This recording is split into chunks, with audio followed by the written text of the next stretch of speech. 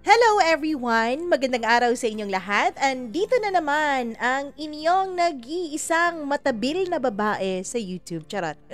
Ang tagapaghatid ninyo ng kwento, syempre si Mama Mia po ang inyong lingkod. Maraming salamat sa inyong patuloy na pag-aabang at pagsusuporta nitong ating channel. Thank you so much at nandito pa rin kayo all these months, kasi months pa lang tayo. 1 year lang naman. 1 year mahigit yung ating mga kwento. Maraming salamat. At andito pa rin kayo sumusuporta at laging inaabangan ang mga kwentong hatid natin sa bawat araw na tayo ay nag-a-upload. And syempre, bago natin simulan ang ating kwento, hello muna sa ating mga tagapakinig. Delia Rinco, maraming salamat sa iyong pakikinig. Delia Rinco pala. Hello kay Jaime Rodriguez, Hijin Kim, Gimaras Girl. Maraming salamat. Lorna Bugayong, thank you so much pa shout out. Kay Lorna Domingo Bugayong from Riyadh, Saudi Arabia. Maraming salamat at lagi kang nakikinig. Girly Gitubig, maraming salamat. Hello din kay Tuan Lin Tuan. Hello. Maraming thank you sa'yo. Dalia Cathalia from Qatar. Maraming salamat. Jan Malinaw. Julian Ramilo. Maraming thank you. Hello din kay Griselia Andong from Saudi Arabia. Ang dami-dami nating tagapakinig sa Saudi, no? Saudi? Arte-arte niyan. Hello din sa mga tagapakinig natin from Mariveles, Bataan. Maraming salamat. Hello din kay Jody Lipio. Thank you so much. Coffee House. Maraming salamat sa inyo. Lorna Manza. Hi. Hello din kay Alice Ocom. Maraming salamat. Or Ailis Ocom. Maraming thank you. Ailishu para from Talisay City, Cebu. Nako! Ikaw talaga, Mama Mia, kung ano-anong sinasabi mo, ha? Hello din kay Marilyn Manara. Maraming salamat. Linlin. Hi, Linlin. Thank you so much sa iyong pakikinig. Gamay. Hello po. Lenny Lee Jacobo. Maraming salamat. Aksa Heliana from Kuwait. Hello sa iyo. Kawaii Jasud Channel. Gerald Ribinito from Aklan. Hello sa ating mga suki. Dina Aliparo. Hi Dina, mukhang matagal-tagal nang hindi ko naririnig ang iyong pangalan dito sa ating channel. Joanne Bellosilio, maraming salamat. Liza Chin, bonjour. Hi din kay Jean Gonzalez, maraming thank you. Alda Amasqual, maraming salamat. Hello from Saudi Arabia, sa lahat ng mga taga-Saudi, taga-Hong Kong, taga-Taiwan. Ito yung mga nababasa ko lagi kapag nag-check ako ng mga comments. Kasi may mga panahon na parang wala tayong ginagawa, coffee, ganyan. O, check tayo ng comments. Hindi coffee na social, ha? Coffee na 3-in-1 lang po. Hi kay Edna Hiliedo, maraming salamat. Christina Sison, thank you. Lizzie Locapa, Emeline Acabo, maraming salamat. Hello din. Totally Not Yuki, maraming thank you sa'yo. Hello din sa lahat ng mga nakikinig sa atin. Reynaldo De Vera, maraming salamat sa inyong pakikinig. Naku, wag na nating patagalin, atin ang simulan ang kwento na ibabahagi natin sa inyo ngayong araw na ito. Dito lamang sa paborito ninyong programa, ang Dear Mama Mia. Marami ang nagsasabi na ang pag-ibig daw ay parang isang magnanakaw. Dumarating sa panahon kung kailan hindi mo inaasahan. Ang mararamdaman mo na lang ay dala na nito ang puso mo kapag ito ay umalis sa iyong buhay. Dear Mama Mia, unang-una po sa lahat ay nais kong magpasalamat kung sakali mang mapipili itong sulat ko na may ere sa inyong programa. Itong sulat ko ay napaka-ordinaryo kung iisipin. Pero para sa akin, isa siyang hindi ordinaryong tao na dumating sa napaka-ordinaryong araw ng buhay ko. Mama Mia, itago niyo na lamang ako sa pangalang Geraldine, or Je for short. Oo, Mama Mia, isa po ako sa mga tagapakinig ninyo mula pa noong April 2023. Ang tagal-tagal na panahon na gusto kong sumulat sa inyo, kaya lang, sa dami-dami ng nangyari sa buhay ko, hindi ko alam kung ano ba ang aking isusulat, kung ano ba ang aking ikukwento. Hindi kasi ako marunong magsulat ng kwento. Magulo po ako kung magkwento, lalo na kung magsulat dahil hindi naman ako magaling doon. Pero susubukan ko po, Mama Mia. Susubukan kong isulat lahat ng aking mga naaalala tungkol sa isang lalaking hindi ordinaryong dumating sa buhay ko. It was just a regular day. Ang best friend ko po at ako ay pumunta sa isang cafe kung saan kami laging nagha-hangout. Hindi po kasi kami laging nagkikita nung mga panahon na yon dahil busy po siya sa kanyang pag-aaral. Mama Mia, pareho po kaming nasa college noon at ako naman ay graduating na. Yung best friend ko ay nasa third year pa lamang dahil nahuli siya sa akin sa pag-aaral. Hindi din kami parehas ng paaralang pinag-aaralan kaya hindi parehas yung schedule ng exam namin. At may exam nga siya nung araw na yon. Bes, gusto ko talagang makasama ka eh. Sabi ko sa kanya sa cellphone.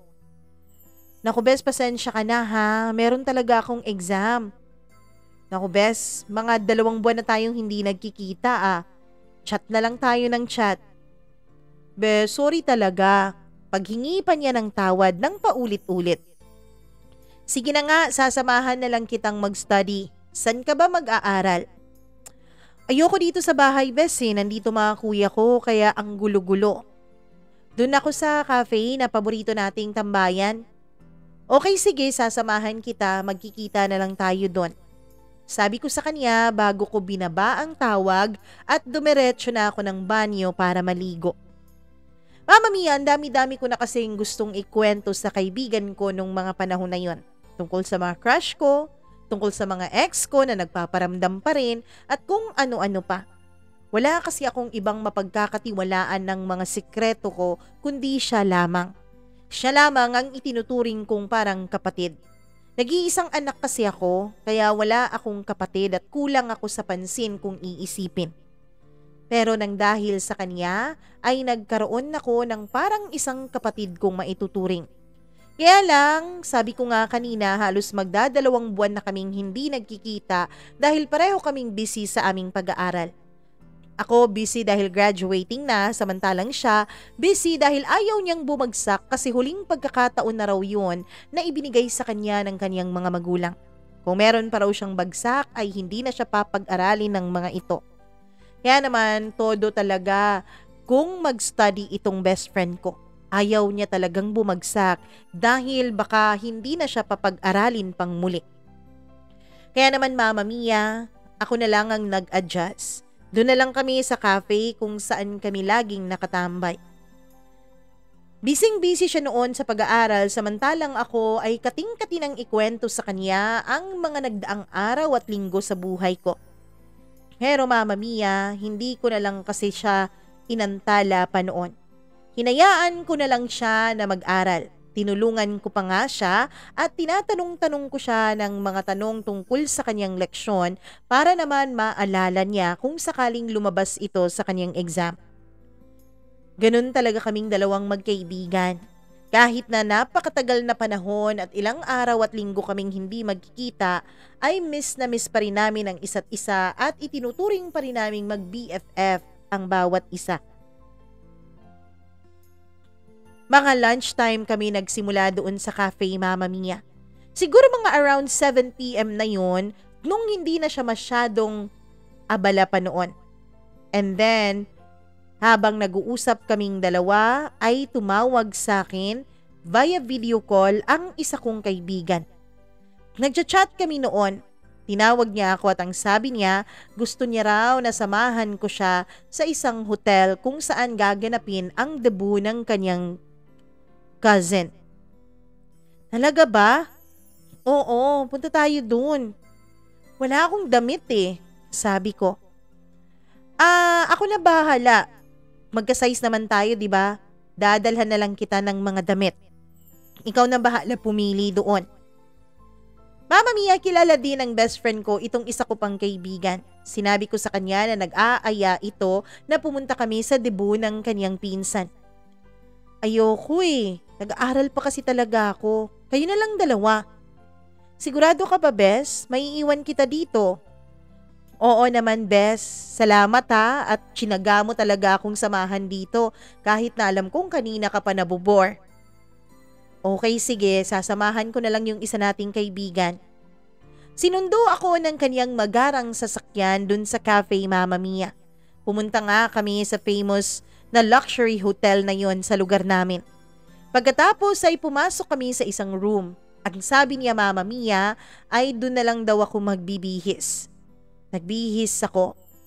Ang totoo ay medyo hesitant pa akong sumama sa kanya dahil hindi ko naman ka-close yung pinsan niya.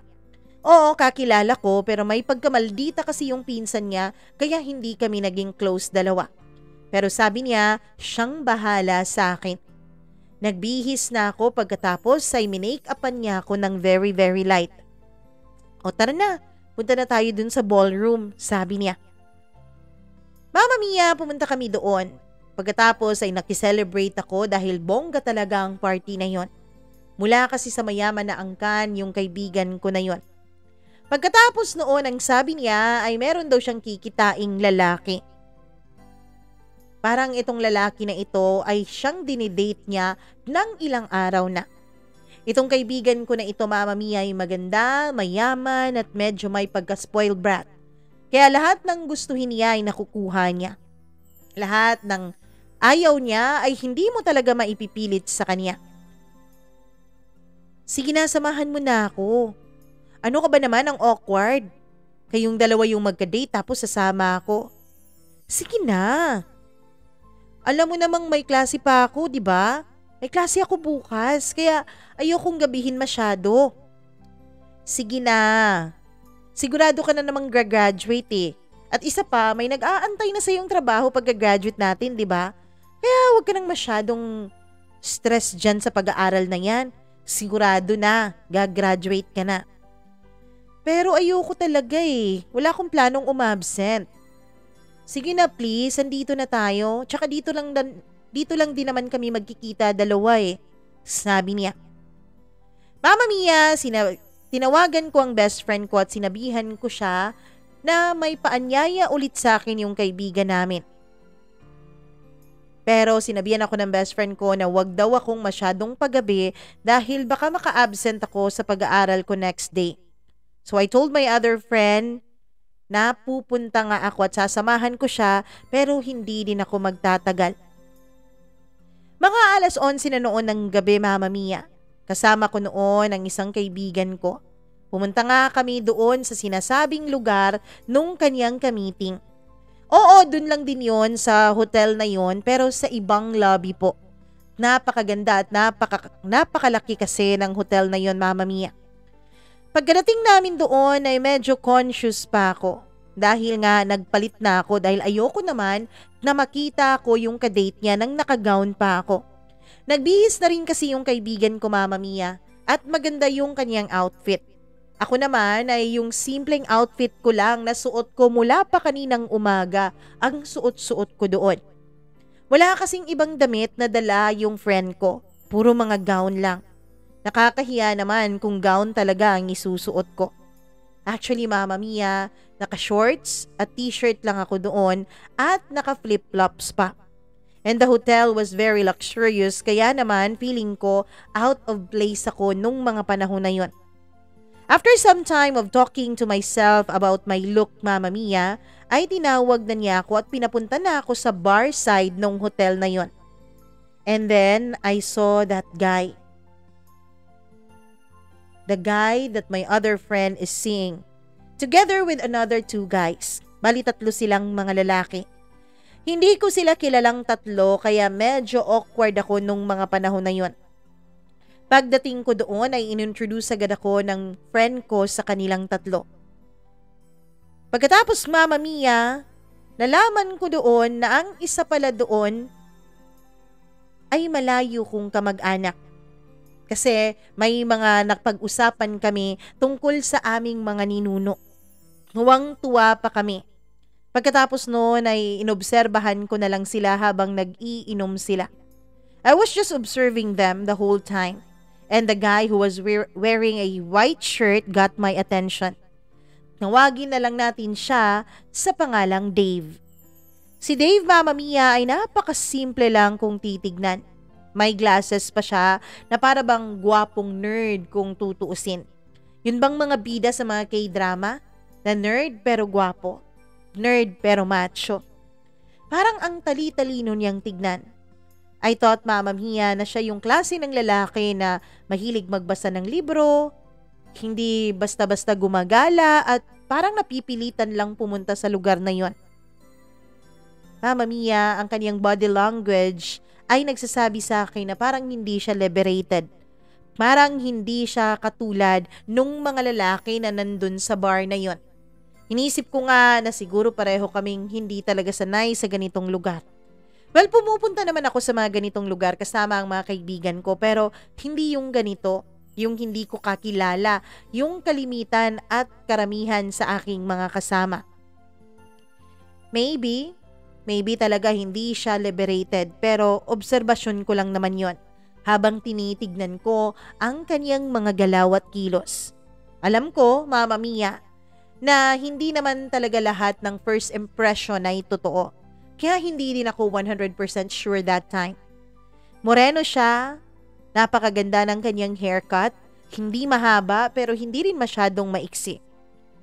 Cute siya kung titignan at napakatangkad din niya. He was taller than me, Mamma Mia. I was 5'6" and sa tingin ko, nasa 5'11" siya. Parang konting kembot na lang ay 6-footer na siya. After some time, gusto ko na sanang sabihin sa isa kong kaibigan na uuwi na muna ako dahil gusto ko pang magpahinga bago ako pumasok kinabukasan. Kasi ang totoo niyan, Mamma Mia, I thought na dahil sinamahan ko na siya doon at sinamahan ko na siyang makita yung kanyang kadate ay ayos na rin sa akin. Pero Mamma Mia, bago ko pa masabi sa kaibigan ko ang gusto kong sabihin na mauuna na akong umalis, ay ang mga lalaking yon ay nag-aya na pumunta raw kami sa isang pinakamalapit na KTV bar para doon namin ipagpatuloy ang aming pag-hangout. Para akong naiinis at nabubor na nung mga panahon na yun na panay tingin ko sa aking relo that time. Magwa 1 a.m. na noon. Mamma Mia, ilang oras na lang ay gigising na dapat ako para mag-prepare para sa aking pasok. Pero eto ako, nandito pa sa labas, pumunta pa sa isang KTV bar kasama ang 3 lalaking hindi ko kakilala at ang isa kong kaibigan na pilit ng pilit sa akin na sumama doon. Hindi nga ako nakatanggi sa kanila. We arrived at our destination and then we hang out. Hindi ko naman ipagkakaila, Mamma Mia, dahil mahilig po ako sa KTV, ay nag-enjoy naman talaga ako. Some of the songs that I sang, Mamma Mia, ay napapansin ko na parang gusto din ni Dave. Napapansin ko kasi na habang kumakanta ako ay sumasabay din siya kahit walang microphone noon. Naririnig ko na medyo nilalakasan na niya ang boses niya at enjoy na rin siya. Siguro dahil medyo nakainom na rin siya nung mga panahon na yon. Mamma Mia, old soul kasi talaga ako. Hindi ako katulad ng ibang mga kabataan na yung jam ay yung mga bagong mga tugtugin. Ako kasi, Mamma Mia, mahilig ako sa mga old songs. Mahilig ako sa mga David Pomeranz, mga ganon, mga ballad, at mga rock na yung mga 80s talaga na rock. Mga Bon Jovi, mga 90s, ganon. Kaya yun ang tinutugtog at yun ang kinakanta ko sa KTV na yun. Hindi ko akalain na mahilig para siya doon. And then, Mamma Mia, it was around 3 a.m. na nung matapos kami. I thought na talagang wala na. Finish na. 3 oras na lang dapat aalis na ako sa bahay para pumunta na sa eskwela. 6 a.m. kasi akong umaalis dahil medyo malayo pa yung bahay namin sa pinag-aaralan ko. At isa pa, Mamma Mia, isa din kasi talaga ako sa mga early birds sa klase namin. At isa din ako sa mga inaasahan ng prof namin. Hindi kasi sanay talaga ako na umabsent. Parang yung bang nananakit ang katawan ko at parang hindi kumpleto ang araw ko kapag hindi ako pumapasok sa school. Hindi naman ako magaling na estudyante. Hindi ako honors student pero talagang mahilig akong mag-aral. Mamma Mia, I went to the parking lot and I didn't realize na ang nasa likuran ko pala ay si Dave. Pumasok siya sa kanyang sasakyan first. Since he was the driver ay siya ang naunang pumasok. Ako naman ay nakatayo lang sa labas. I don't know kung saan ako uupo. Hindi ko kasi talaga hilig, Mama Mia, na nakikisakay sa mga lalaki, lalong-lalo na yung hindi ko naman kaano-ano at hindi ko kakilala. Pagkatapos tinawag niya ako. Tinawag niya ako at pinapasok niya ako at sabi niya sa harapan daw ako umupo. Kaya naman para wala nang masyadong maraming diskusyon ay umupo na lang ako sa harapan. Mama Mia, doon ay hinihatid muna ni Dave yung isa pang lalaki na kasama namin. Hinatid namin sa kanyang hotel. And then, nung papunta na kami sa place ko, Mama Mia, at sa bahay ko, ay we got the chance para mag-usap kaming dalawa. The way he talks, he's very smart. And sa totoo lang, Mama Mia, nakakamangha na napaka-interesante niya para sa akin. Napakagaling kasi niyang magsalita. By the way, kahit nakainom na siya noon ay magaling na magaling pa rin siyang makipag-converse. Para bang wala lang sa kanya yung nainom niya. Napaka-gentleman pa niya kung makipag-usap sa akin. Napaka-soft-spoken. Hindi tulad ng ibang mga lalaki na kapag nakakainom ay mas lalong lumalabas yung angas. Mas lalong lumalabas yung kapreskuhan. Siya naman ay hindi ganon. Tahimik, pero nagsasalita ng malumanay at maayos. Kaya naman, Mama Mia, medyo na-intriga talaga ako sa kanya. At nung malaman ko ang kanyang edad ay medyo na-shock pa ako. Kasi trust me, hindi po siya mukhang ganon ang kanyang edad. Sabi niya, he's 35 na pala. May trabaho na, stable na ang kanyang trabaho. I thought talaga ay nasa in between 20s and 25 pa lang siya. Ang totoo niyan, he's more than 10 years older than me. And it was very interesting kung bakit parang magkasundo kami habang nag-uusap kahit ang laki ng agwat ng edad naming dalawa. Doon ko naintindihan. Kaya pala yung mga old songs kanina ay jam niya rin dahil medyo may edad na pala talaga siya. For the record, Mama Mia, I like talking to guys who are more older than me. Kasi sa tingin ko, mas may sense silang kausap. Sa tingin ko, mas mature sila at mas deep yung conversation kesa sa mga nakakausap ko na halos kaidaran ko lamang.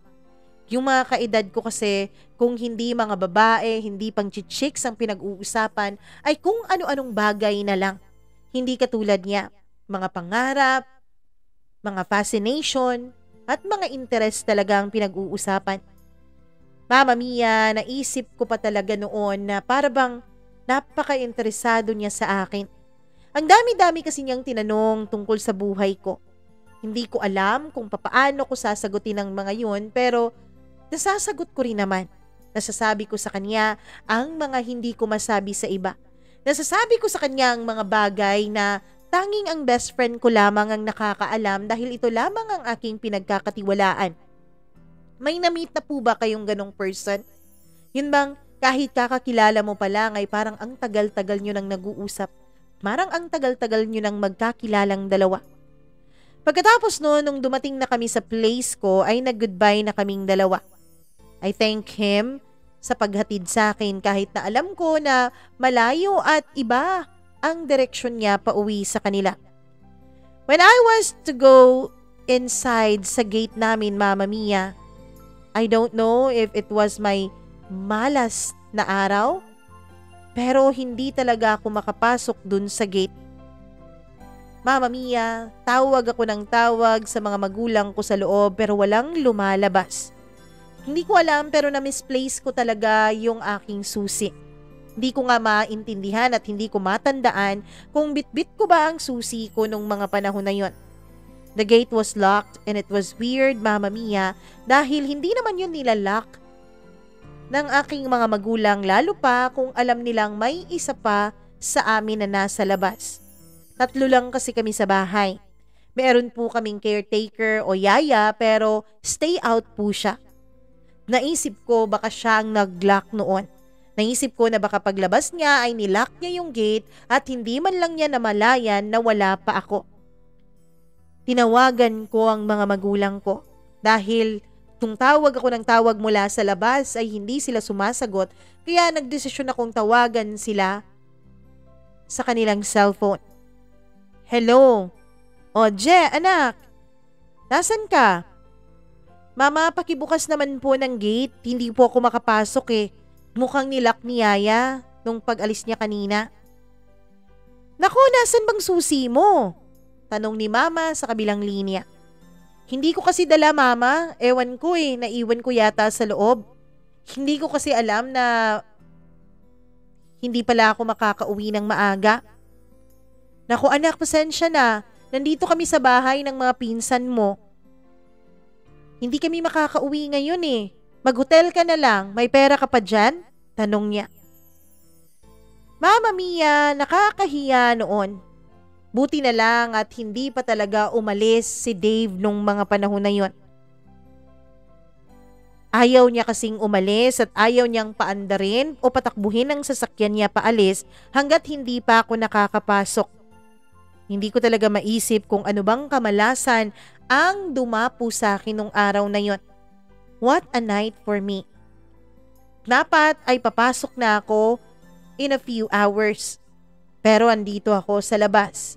Hindi makapasok at hindi makakuha ng mga gamit sa loob. Nilapitan ko ulit si Dave sa kanyang sasakyan at sinabi ko na pwede na siyang umalis. Pero ang sabi niya, Mama Mia, ayaw niya pa raw. Malis ka na para makapagpahinga ka na. Ayos lang ako dito, aantayin ko na lang mga magulang ko. Pero he insisted, Mama Mia. Ang sabi niya, sasamahan niya raw ako hanggang sa makapasok na ako sa loob. Pero sa kamalas-malasan ko pa naman, bigla ba namang umulan, Mama Mia? So pinapasok ako ni Dave sa loob ng kanyang sasakyan ulit. Pagkatapos noon nang makapasok na ako, ay tinext ko ulit ang mama ko. Pero hindi na siya sumasagot. Siguro nga nakampante na ang mama ko na pupunta ako sa isang hotel at doon na lang magpapalipas ng magdamag. Naiinis talaga ako noon sa sarili ko. Ilang taon na akong walang absent sa klase. Ilang taon na hindi talaga ako uma-absent kahit na may sinat ako o nilalagnat ako. Pero eto ako ngayon, a-absent dahil kasama ko ang isang estranghero sa loob ng kanyang sasakyan. My last option noon, Mama Mia, ay papasok na lang ako ng late. Kahit na hindi na ako makapasok sa 2 subjects ko sa umaga, ay papasok talaga ako sa hapon. Nung nasa loob na ako ng sasakyan, the atmosphere just suddenly got awkward. Yun bang pakiramdam ko, Mama Mia, na para bang nakakahiya. Nasa loob na kami ng sasakyan niya. At para hindi masyadong maging awkward talaga ang sitwasyon, ay nagsimula akong magsalita. Some random stuff lang, like anong kurso niya, siya nag-aral, kung ano-ano na. We were just talking, Mama Mia, until he reached for my hand. Hinawakan niya ang kamay ko. I was just keep on talking para i-avoid na maging mas awkward pa ang sitwasyon naming dalawa. Until he said, "Okay lang, at least tayong dalawa lang ang magkasama dito sa loob." Sabi niya. Siyempre hindi yun ang exact words niya, Mama Mia, pero yun ang meaning ng kaniyang mga sinabi noon. Pagkasabi niya noon ay nagulat ako at tinignan ko siyang maigi. And then, tinignan ko ang daan. Pagkatapos from my peripheral vision, Mama Mia, ay nakita kong papalapit ng papalapit ang kaniyang mukha sa akin. To the point na parang hinahagkan na niya ang pisngi ko. Ewan ko kung anong nangyari, Mama Mia. Pero bigla ko na lang siyang nilingon at biglang nagpang-abot ang mga labi naming dalawa. And there we kissed. We kissed passionately. Kung ano-ano nang mga halikan ang ginawa namin. Torrid, French kiss. And then pinaandar at pinatakbo na niya yung sasakyan. Pumunta kami sa isang hotel kung saan tinapos namin ang aming nasimulan. Wala nang usap-usap. Yun bang mga nangyayari sa pelikula, Mama Mia? Na kapag yung bidang lalaki at bidang babae ay naghalikan ay parang nabe-blur out na lahat? Lahat ng reasoning, lahat ng logic, lahat ng tao sa paligid, lahat ng mga nakaraan, lahat ng kinabukasan ay hindi mo na naiisip. Ang naiisip mo na lamang ay ang ngayon. Ang naiisip mo na lamang ay ang pagbigyan ang nararamdaman mo sa panahong ito. Oo, Mama Mia. Pumasok nga kami sa isang hotel na walang usap-usap. Pagkapasok namin doon ay agad niya akong sinunggaban ng halik. Ako naman ay tumugon sa kaniyang mga halik sa akin. Ewan ko ba? Para bang namagnet ako sa kanya. Para bang sabik na sabik kaming dalawa sa isa't isa. Na para bang ang tagal naming hindi nagkita. Para kaming lovers na nasa long distance relationship and after so many years ay ngayon lang nagkita ulit kaya miss na miss ang bawat isa. Hindi ko alam. Pero bawat gawin niya sa katawan ko ay ginagawa ko rin sa katawan niya. Hinagkan niya ako sa lieg. Pinatakbo niya ang kanyang labi at dila sa buo kong katawan at ganun din ang ginawa ko sa kanya. Hanggang sa pareho na kaming hubot-hubad dalawa. Hanggang sa pareho na kaming nasa ibabaw ng kama. Walang usap-usap. Tanging mga halinghing at ungol lamang na pinipigilan kong lumabas at nasa loob ng 4 na sulok ng kwartong yun. Di ko alam, pero para bang meant to be na mangyari ang bagay na yon nung gabing yon mismo. Halikan kami ng halikan. Hindi matanggal ang mga labi namin sa isa't isa. Hanggang sa matapos na nga kaming dalawa. Sa dinami-dami ng mga lalaking nakasama ko sa kama, Mama Mia, nakakahiyaman pong aminin pero sa kanya lang po ako nasatisfy. Sa kanya ko lang po naramdaman yung kanilang climax na sinasabi. Yung sinasabi ng iba na heaven, sa kanya ko lang po talaga yun natagpuan. Ewan ko, is it because of his performance? Is it because of his size? Oh, Mama Mia, hindi po ordinaryo ang size niya. Dahil nga siguro matangkad siya at maganda ang kanyang pangangatawan, kaya di hamak na mas maganda rin ang kanyang daladala. Ewan ko kung yun ang dahilan o kung talagang napaka-passionate lang niya. Hindi katulad nung mga ex ko. Yung mga ex ko kasi, Mama Mia, parang ang iniisip ay ang mga sarili lamang nila. Na sila yung mas mag-enjoy, na sila yung makatapos at wala na silang pakialam kung nakatapos ka man o hindi. Ang totoo niyan, kapag nakikipagtalik ako noon sa mga ex ko ay pinipeke ko lamang yung mga halinghing at ungol ko sa kama. Pero sa kanya, pinipigilan ko pa pero kahit anong gawin ko ay hindi ko mapigilan. 2 beses pa naming pinagsaluhan ang bagay na yon sa ibabaw ng kama. I know kung anong iniisip ng iba sa inyo, ng karamihan sa inyo na nakikinig ngayon. I know na ang iniisip nyo ay napaka-easy to get ko. Napakalambot kong babae. And believe me when I said na pinagsisisihan ko po ang bagay na yon.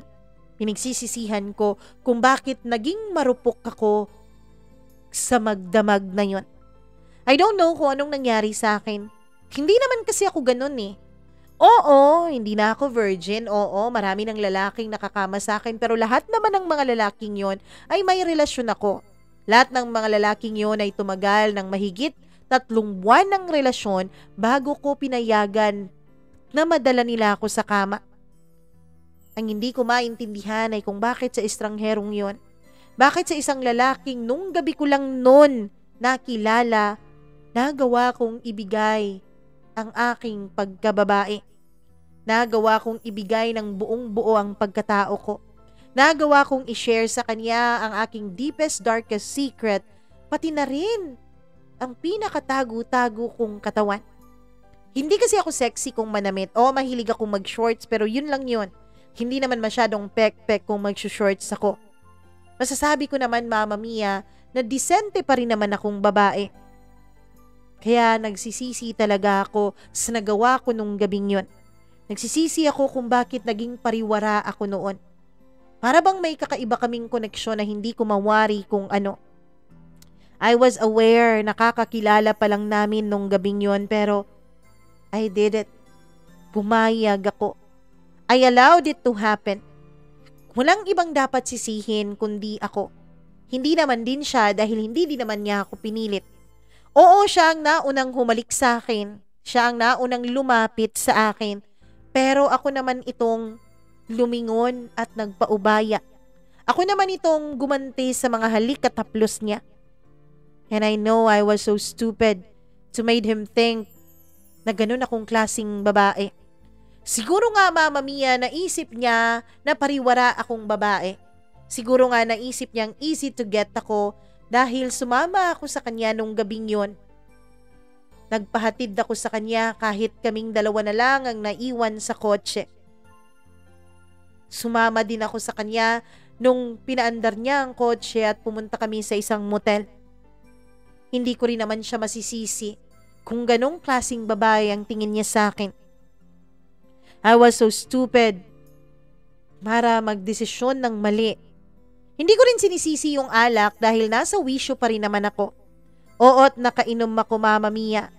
Oo't hindi kami perfect na nasa 100% ng pag-iisip noon, pero alam ko pa rin naman ang ginagawa ko. Mama Mia,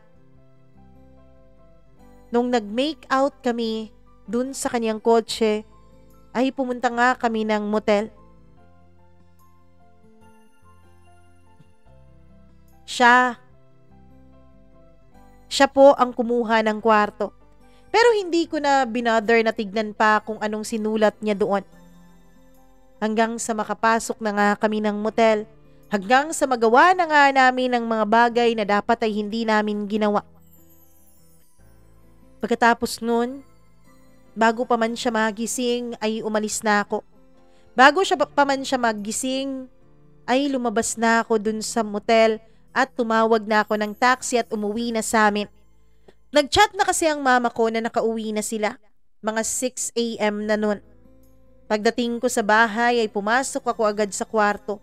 Naligo ako dahil hindi ko magawang maligo sa motel. Natatakot kasi ako noon, Mama Mia, na kapag maligo ako ay papasukin niya ulit ako sa banyo. Oo, totoo na na-excite ako. Totoo din naman na sa kanya ko naramdaman yung first time na nagkaroon ng katuparan ng sexual desire ko. Pero hindi ko na gustong maulit pa yon dahil baka kung ano na talagang isipin niya sa akin. Pagkapasok ko na sa loob, Mama Mia, ng kwarto ay doon ako naligo. Doon ako umiyak. Naging masaya naman ako, na-enjoy ko naman yun, pero napaiyak ako na may isang lalaking mag-iisip na ganun akong uri ng babae. Ewan ko ba kung bakit kahit kakakilala pa lang namin ay importante sa akin ang kanyang opinyon. Hanggang sa matapos na nga ang araw na yon at hindi na ako nakapasok sa aking pag-aaral. Pagkatapos noon ay lumipas ang mga araw at mga linggo. Hanggang sa tinanong na nga ako ng best friend ko kung anong nangyari dun sa debut na inatinan ko. For the first time in my life, Mama Mia, naglihim ako sa best friend ko. For the first time in my life, hindi ko inamin sa kanya ang totoo. Hindi kasi ako naglilihim sa best friend kong yon. Lahat ng sikreto ko ay sinasabi ko sa kanya, pero nung mga panahon na yon ay talagang naglihim ako.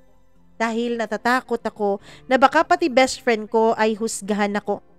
Hanggang sa sumapit na ang graduation ko. Nung matapos na ang graduation ay naging normal na ulit ang buhay ko.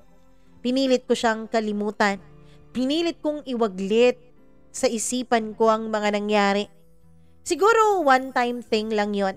Yung one night stand kumbaga. Hanggang sa makahanap na nga ako ng trabaho. Lumipas ang mga buwan hanggang sa naging 2 taon at nagkaroon na rin ako ng boyfriend noon. Ang boyfriend ko, Mama Mia, ay itago na lang natin sa pangalang Bryson. Si Bryson po ay gwapo, pero tulad ng mga naging boyfriend ko, medyo selfish din siya. Siguro ganun din talaga ang karamihan ng mga lalaki. Well, okay na rin si Bryson. May sasakyan, mayaman, may stable na trabaho at mabait naman siya sa mga magulang ko. Kaya kahit hindi masyadong deep yung nararamdaman ko sa kanya, ay pinakisamahan ko na lang din siya. At oo, Mama Mia, matapos nga ang halos 4 na buwan ng relasyon namin ni Bryson, ay binigay ko na rin ang sarili ko sa kanya. Inaya na nga niya akong mag-live-in pero ayoko. Sinabi ko sa kanya hindi ako naniniwala sa live-in. Sinabi ko sa kanya na kapag nag-live-in kaming dalawa, ay masyado kaming magiging pamilyar sa isa't isa to the point na hindi na namin gustuhin pang maging mag-boyfriend at girlfriend, kundi parang mag-housemates na lamang. Lumipas pa ang 1 taon. Hanggang sa nakatanggap ang mama ko ng invitation mula sa probinsya nila na ikakasal na raw ang isa kong pinsan.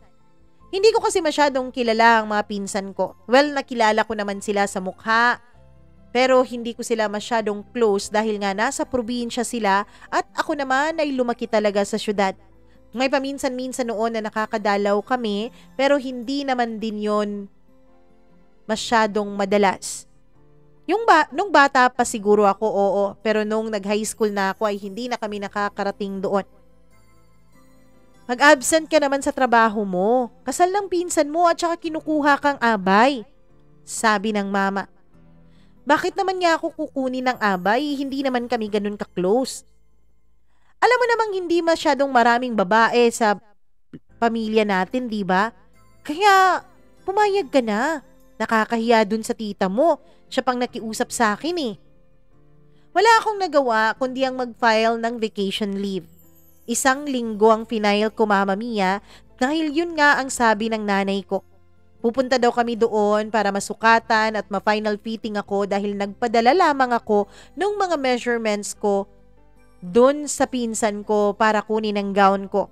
Pero syempre, kailangan kong mag-final fitting dahil baka hindi kakasya yung gown. Pagdating ko doon, Mama Mia, ay sinalubong ako ng tita ko at mga pinsan ko. Naging masaya ako dahil kahit na hindi kami ganun ka-close, nung magkita-kita kami ay naramdaman ko agad ang connection. Sinama agad ako ng mga pinsan kong babae at gumala agad kami. Nung second night na ay may mga dumating mula sa ibang bansa. Mga kamag-anak din daw namin. Mama Mia, sa hindi inaasahang pagkakataon, yung lalaking nilibing ko na sa limot, yung lalaking hindi ko na iniisip, ay bigla ko na lang palang makikita doon sa mismong bahay ng pinsan ko. Isa siya sa mga kamag-anak na dumating mula Amerika. "Oh, andito na pala kayo. Halina kayo't ipapakilala ko kayo sa iba niyong pinsan," sabi ng tita ko. Doon ako nagulat, Mama Mia. Pinsan?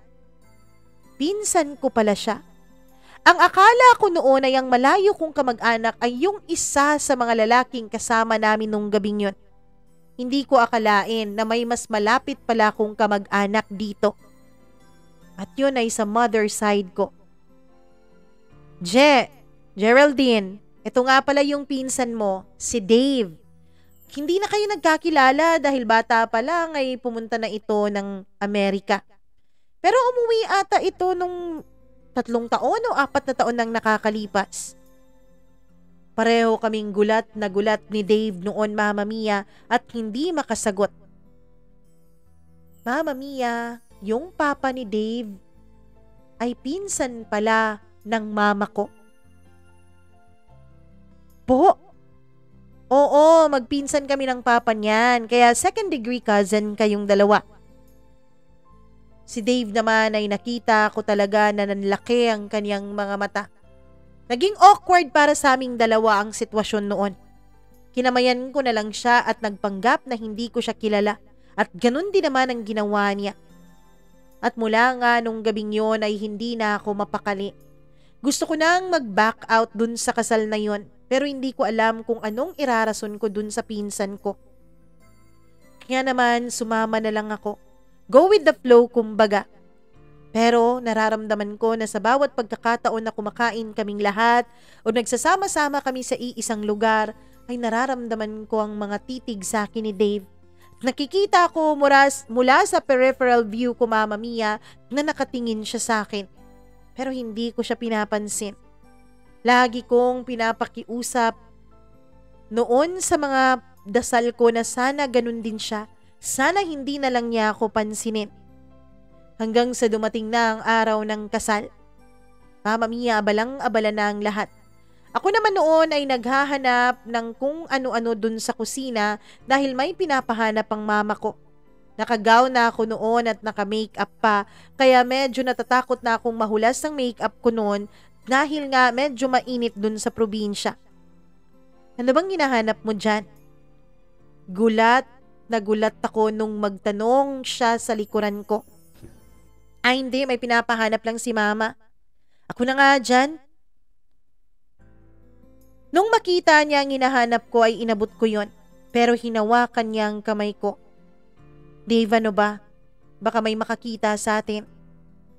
Wala yan. Masyado na silang busy sa kasal. Je, pwede ba tayong mag-usap? Dave, wala na tayong dapat pang pag-usapan. Kalimutan na lang natin ang bagay na yon. Kalimutan na lang natin ang mga nangyari at ibaon yun sa limot dahil yun naman ang nararapat, hindi ba? Pagkatapos noon ay binawi ko na ang kamay ko at dali-dali na akong umalis dun sa kusina nang hindi ko man lang pinapakinggan ang sasabihin niya. Hindi ko siya hinayaang magsalita pang muli. Nung nasa simbahan na kami, Mama Mia, ay talagang gusto ko nang maglaho sa lupa. Nung naglalakad na ako papuntang altar ay hindi maalis-alis ang tingin ni Dave sa akin. Ako naman sa hindi ko mawaring dahilan ay hindi ko rin maialis-alis ang tingin ko sa kanya. Pero natatakot ako noon, Mama Mia. Natatakot ako na baka may makakita at may makapansin sa amin. Buti na lang at talagang kapag kasal, abalang-abala ang lahat at syempre ang focus ng lahat ay nasa bride. Kaya naman walang nakatingin sa akin. Buti na lang din, nung tignan ko ang mga videos nung kasal, ay walang nakapag-video na nasa akin ang tingin ni Dave. At walang nakapag-video kung nasaan ang tingin ko habang naglalakad ako dun sa altar kasama ang pinsan nung groom na siya ring isa sa mga groomsmen. Mama Mia, nung matapos ang kasal, syempre may after party. At dahil nga medyo awkward ako noon, para mawala ang awkwardness na nararamdaman ko ay uminom ako ng marami. Hindi ko na nga namalaya na naparami na pala ang inom ko nung gabing yun. Hanggang sa isang kamay ang lumapit sa akin para makipagsayaw. Nagsasayawan na kasi noon. Akala ko noon ay isa yun sa mga groomsmen na mga pinsan at kaibigan ng groom. Kaya naman nakipagsayaw din ako na nakatalikod sa kanya. Pero nung humarap na ako sa kanya ay bigla ko siyang naitulak dahil si Dave pala yun. Anong ginagawa mo? Pabulong pero madiin kong sabi sa kanya. Nakikipagsayaw, bakit masama ba? Pwede ba, Dave? Pwede ba umalis ka? Pwede ba wag mo akong lapitan? Nakakahiya. Paano kapag nalaman nila ang totoo? Walang makakaalam kung hindi ka ganyan umasta sa akin. Mama Mia, umalis ako sa kanya at nilapitan ko yung isang groomsman. Sumayaw-sayaw ako sa harapan noon at saka naman siya nakipagsayaw sa akin. Buti na lang talaga at nag-ring ang phone ko noon. Tumatawag ang boyfriend kong si Bryson. Hello babe, sagot ko sa kanya. Pero dahil maingay sa loob, dahil may mga sound system doon at nagsasayawan ng lahat, ay umalis ako at lumabas mula sa venue. Para makausap ko ng maayos si Bryson. Oh babe, kumusta ka dyan? Tanong niya sa kabilang linya. Ayos naman babe, tapos na yung kasal, nasa after party na lang kami. Okay sige, gusto mo bang sunduin kita bukas? Hindi pa ako bukas makakauwi babe. Baka sa susunod na araw pa. Huwag mo na kaming sunduin, kasama ko naman si mama. At saka si papa kaya may sasakyan kami. Okay sige, ingat ka na lang dyan at enjoy, sabi ni Bryson. Pagkatapos nung tawag ay nagulat ako dahil may biglang nagsalita sa likuran ko. Wala yung iba kundi si Dave, Mama Mia. Bakit mo ba ako sinusundan, Dave? Hindi pa ba malinaw sa'yo ang lahat? Magpinsan tayo kaya pwede bang ibaon na lang natin sa limot? Hindi pa man ako tapos sa sasabihin ko noon, Mama Mia, ay bigla na lang niya akong kinabig at hinalikan sa aking mga labi. Ewan ko ba? Pero totoo ang sinasabi ng iba, Mama Mia, na merong isang tao na kapag napalapit sa'yo, kapag hinalikan ka ay hindi mo na makokontrol ang sarili mo. Sinisisi ko ang alak nung mga panahon na yon. Dahil nung hinalikan ako ni Dave, muli, Mama Mia, ay hindi ko na naman nakontrol ang sarili ko. Muli ay nawala na naman sa saktong daan at saktong pag-iisip ang utak ko. Nakalimutan ko kung kaano-ano ko siya. Nakalimutan ko na may Bryson pala sa buhay ko. Oo, Mama Mia, napakarupok ko talaga pagdating kay Dave. Kasi nung hinalikan niya ako, humalik ako sa kanya. Nung una ay pinipilit ko pa siyang itulak pero alam kong mahina ang pagkakatulak ko sa kanya. Habang tumatagal ang halik niya ay ikinawit ko na ang mga braso ko sa leeg niya.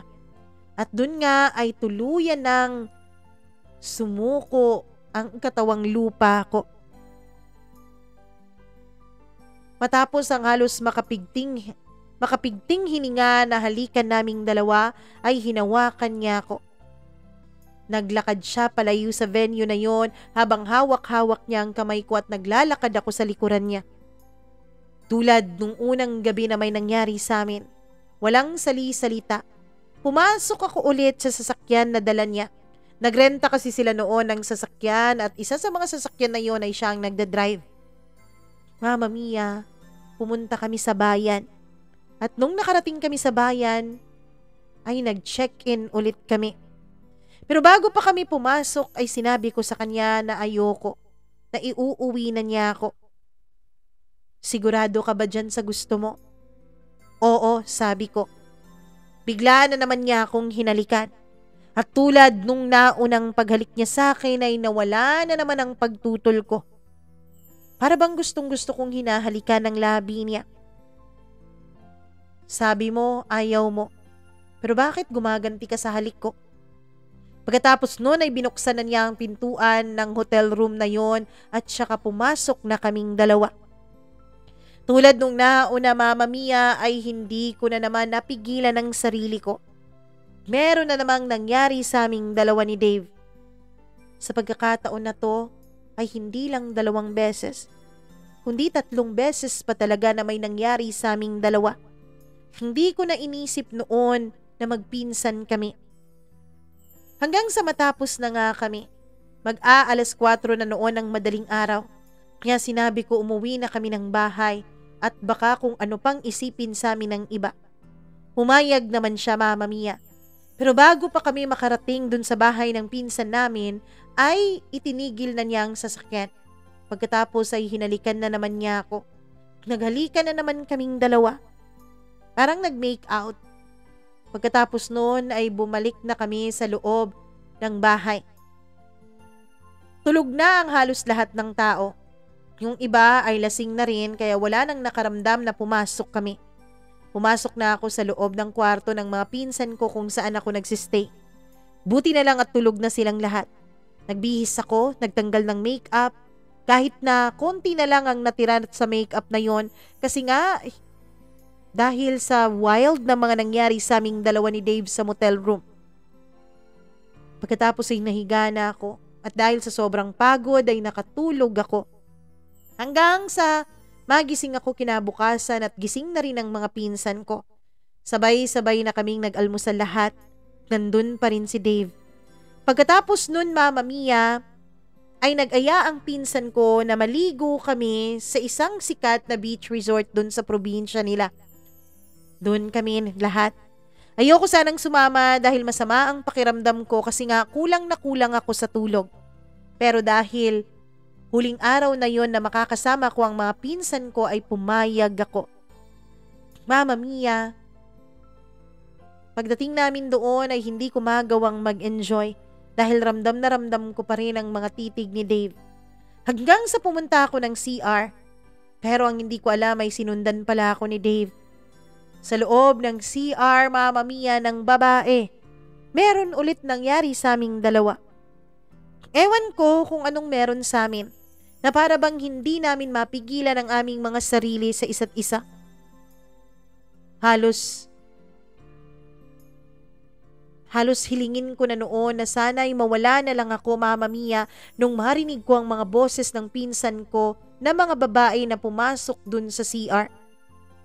Tinakpan ni Dave ang bibig ko habang nasa loob ko pa rin siya nung mga panahon na yon. Hindi ko alam pero mas lalo akong nakaramdam ng parang excitement at pagkatakot. Kakaiba pala ang mararamdaman mo kapag yung combination na yon ang sabay-sabay na nasa isipan at nasa puso mo, Mama Mia. Hello, may tao ba dyan? Katok ng isang pinsan ko dun sa cubicle kung nasaan kaming dalawa ni Dave. Hindi ako sumagot dahil kapag sasagot ako, baka mabusesan ako ng mga pinsan ko at baka antayin pa nila akong lumabas. Hello? May tao ba dyan? Tanong niya ulit dahil biglang kumalabog yung inidoro kasi nga naupuan ko. Kinatok ko na lang mula sa loob ng cubicle na yon ang pintuan, tanda ng pagsagot na may tao sa loob. Ay, sorry po, sabi nila. Pagkatapos ay lumabas na sila. Kami naman ni Dave ay halos magtawanan dalawa matapos nga ang nangyari na yun sa amin. Hindi pa kami lumabas. Nag-antay pa kami ng halos 30 minuto para masigurado namin na wala na doon ang pinsan ko. Pagkatapos ay nauna akong lumabas para siguraduhin na walang tao sa labas. At nung masigurado ko nga ay sinenyasan ko na si Dave. Tumakbo na ako papunta dun sa cottage namin. Nung makita ako ng mga pinsan ko ay nagtaka pa sila. Saan ka ba nang galing? Kanina ka pa namin hinahanap eh. May ipapakilala sana kami sa'yo. Nako, wag nyo nang kulitin yan si Je dahil may boyfriend yan dun sa Maynila. Sabi ng mama ko. Ay sayang, bagay pa naman kayo nung kano. Sabi naman ng isa kong pinsan. Nagtawanan na lang kami, Mama Mia. Hanggang sa matapos ang gabing yun ay wala na kaming pag-uusap pang dalawa ni Dave. Kinabukasan ay maaga kaming umalis ni Mama. Hindi pa nagising si Dave nung umalis kaming dalawa. Kasi sinundo na kami noon ng papa ko. Bumalik na ako sa buhay ko sa Maynila. 2 araw matapos ang pagbalik namin, Mama Mia, ay nakatanggap ako ng friend request mula kay Dave sa Facebook pero hindi ko siya inaccept. Bagkus ay private ko po ang profile ko. Hanggang sa naisip kong mag-deactivate na lang doon. Lumipas ang ilang mga buwan, Mama Mia. Hanggang sa naramdaman ko na lang na parang nahihilo na ako. Halos magdadalawang buwan na yon. Babe, ayos ka lang ba? Tanong ni Bryson noong nanonood kami ng sine at paglabas namin ay hindi ko na talaga mapigilan ang hilo ko. Kumapit na ako sa kanya. Hindi, babe. Ilang araw ko nang nararamdaman to, sabi niya. Gusto mo magpa-check up na tayo? Mama Mia, pumunta na nga kami ng ospital noon kasi nga natatakot na rin ako. Nawala sa isip ko ang pwedeng mangyari sa akin.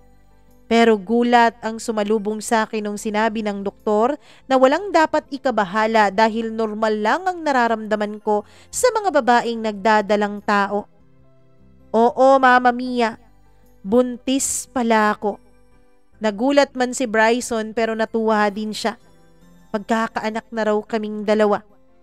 Pero ako, Mama Mia, sigurado ako na hindi to kay Bryson. Dahil nag-iingat naman kaming dalawa ni Bryson. Ewan ko nga sa kanya kung bakit hindi niya naiisip na hindi sa kanya to dahil sa tuwing may nangyayari sa amin ay gumagamit naman kaming dalawa ng proteksyon. Tanging kay Dave lamang po ako hindi gumagamit ng proteksyon noon. Pagka-uwi ko ng bahay ay hindi talaga ako mapakali. Umiiyak ako noon dahil sa konsensya. Dahil nagigilty ako, Mama Mia. Buntis ako. At ang inakala ng boyfriend ko ay sa kanyang pinagdadalang tao ko. At hindi niya alam ay sa 2nd degree cousin ko ang batang nasa sinapupunan ko. Mama Mia, hanggang sa sinabi na nga ni Bryson sa mga magulang niya ang tungkol sa pagdadalang tao ko. Sinabi na rin ito sa mga magulang ko. Nung una ay medyo disappointed ang papa ko dahil lagi niyang sinasabi sa amin ni Bryson na dapat ay nauuna ang kasal bago ang anak. Yun nga ang dahilan kung bakit kami nagko-condom. Pero Mama Mia, hindi na inisip yun ni Bryson. Ang sabi niya ay blessing daw ang bata sa aming dalawa. At wag daw mag-alala ang papa ko dahil pananagutan naman niya ako. Hanggang sa nag-propose na siya sa akin ng kasal. At dahil sa harap yun ng mga magulang namin at mga piling kaibigan ay hindi na rin ako nakahindi. Pumayag na rin akong pakasal sa kanya. Hanggang sa namanhikan na sila. Hanggang sa itinakda na nga ang kasal namin. Hindi ko na talaga noon masikmura ang mga ginagawa ko kaya nasabi ko na yun sa best friend ko. Gulat na gulat siya Mama Mia at galit na galit siya sa akin kung bakit hindi ko raw sinabi sa kanya nung una pa lang ang mga nangyayari. Disin sana baka may nagawa siya para pigilan ang mga ito. Paano ngayon ang gagawin mo? Patuloy mo bang ipapaako kay Bryson yung batang hindi naman sa kanya? Tanong niya. Ewan ko, Bes. Hindi ko alam. Bakit mo ipapaako sa kanya yung hindi sa kanya? Huwag kang maging duwag, Je. Sabihin mo kay Bryson yung totoo. Kung hindi ako talaga magsasabi. Mama Mia, alam ko naman na may pagtingin ng best friend ko kay Bryson. Dahil nung makilala niya si Bryson nung hindi pa ito nanliligaw sa akin, ay naging vocal sa akin ng best friend ko na gusto niya ang fiancé ko. Pero nung nanligaw sa akin si Bryson ay pinaalam ko yun sa best friend ko. Pero sinabi niya na ayos lang sa kanya na maging kami ni Bryson. Hindi naman daw niya ipipilit ang sarili niya kay Bryson at isa pa, harmless crush lang naman daw yung nararamdaman niya para dito. Kaya ayun, sinagot ko si Bryson. Dahil may basbas yun ng best friend ko. Pero eto ako ngayon. Niloloko ang lalaking minamahal niya. Bes, tulungan mo naman ako. Anong gusto mo? Ako magsasabi kay Bryson? Hindi, Bes. Ako. Kasi kung ikaw magsasabi sa kanya, baka isipin niya sinisiraan mo lang kami. Bes, mas mabuting sabihin mo talaga sa kanya ang totoo.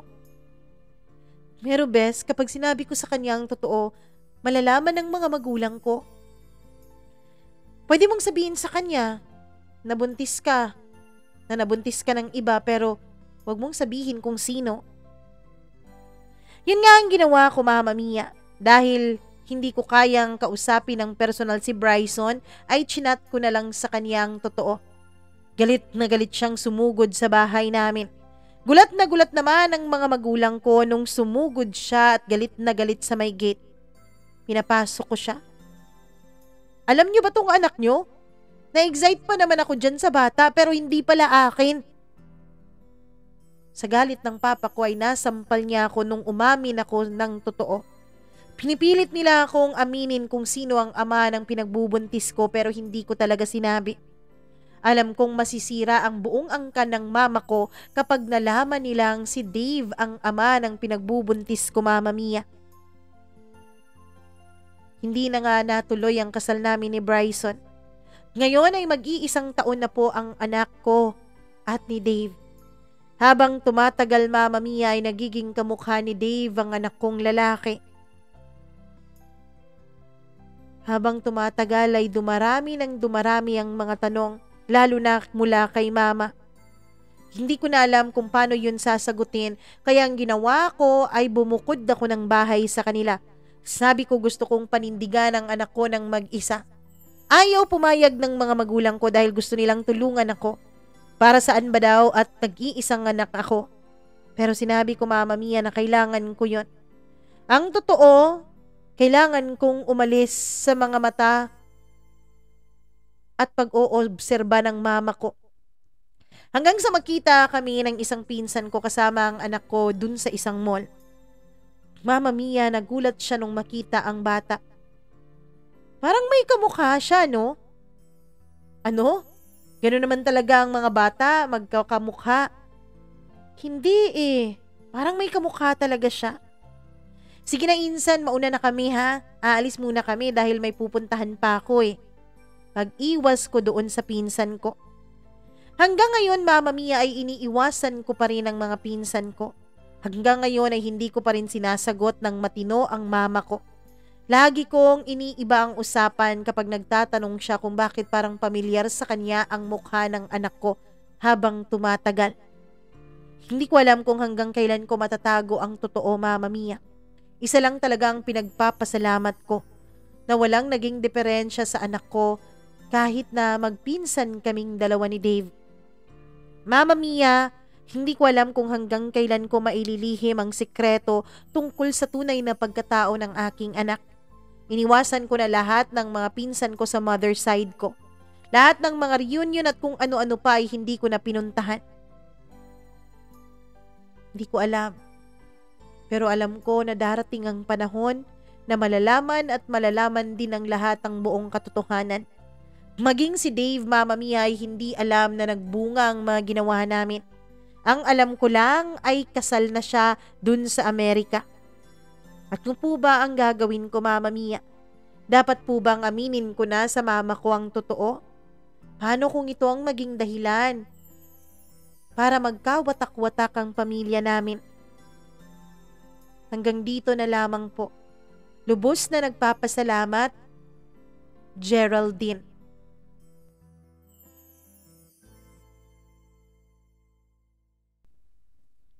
Komplikado. Yan ang isang salitang naglalarawan sa sitwasyon mo, Geraldine. Komplikado talaga ang sitwasyon mo, pero saludo ako sa'yo. Unang-una, dahil binuhay mo ang anak mo. Dahil hindi mo naisip na matanggal siya kahit alam mong pwedeng maging mitya ito na maging magulo ang buhay mo, maging magulo ang buhay ng mga pinsan mo at ang buong angkan ninyo. Nagpapasalamat ako dahil pinanindigan mo ang mga pagkakamali ninyong dalawa ni Dave. Kung ako ang tatanungin mo, Je, kung talaga bang aaminin mo na sa mama mo ang totoo, yes. Oo. Kung may dapat man unang makaalam tungkol sa sitwasyon mo, yun ay ang mga magulang mo, lalong-lalo na ang mama mo. Para naman matulungan kanyang protektahan yung anak mo. Kasi kahit na magkagulo kayong lahat, wala naman talagang kasalanan yung bata, hindi naman niya pinili na kayong dalawa ni Dave ang maging mga magulang niya, 'di ba? Na magpinsan yung kanyang magiging mga magulang. Ang dapat mo sanang gawin o dapat mong gawin ay aminin mo muna sa mama mo. Tsaka pag-usapan niyo kung ano ba ang dapat na solusyon dyan sa problema ninyo.